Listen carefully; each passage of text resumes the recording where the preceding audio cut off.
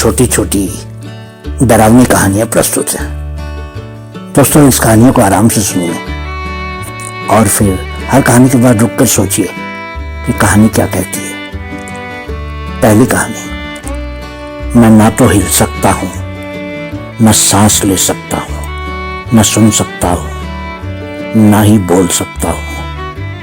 हर समय चारों तरफ अंधेरा ही अंधेरा रहता है।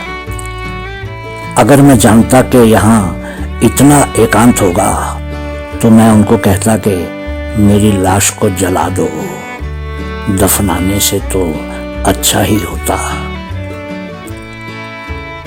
दूसरी कहानी।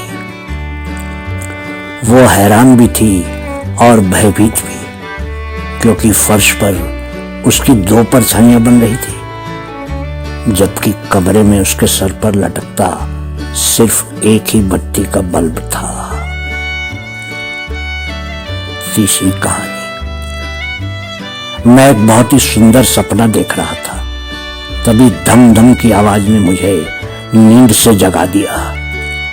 उसके बाद मुझे कुछ सुनाई नहीं दिया, क्योंकि उसके बाद कब्र में मेरे ताबूत पर मिट्टी गिरने लगी। मैं चिल्लाता रह गया, लेकिन कोई लाभ नहीं हुआ। चौथी कहानी। तुमको तुम्हारी मम्मी की आवाज रसोई से बुलाती है। तुम सीढ़ियों से नीचे उतरकर रसोई की तरफ जाने ही लगती हो कि तुमको सीढ़ियों के नीचे बनी लकड़ी की अलमारी में से मम्मी की आवाज आती है, बेटी रसोई में मत जाना, मैंने भी अभी वो आवाज सुनी है। पांचवी कहानी। मुझे नींद नहीं आ रही है, वो फुसफुसाकर बोली और फिर मेरे साथ ही बिस्तर पर मेरे कंबल में घुस गई।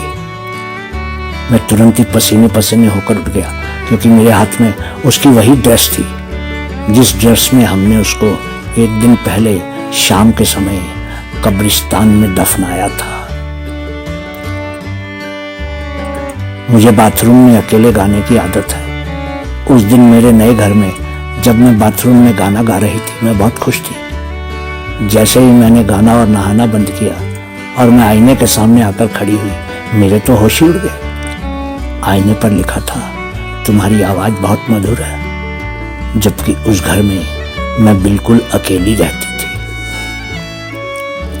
सातवीं कहानी। मेरे बॉयफ्रेंड के पास बहुत सी चीजों का संग्रह है।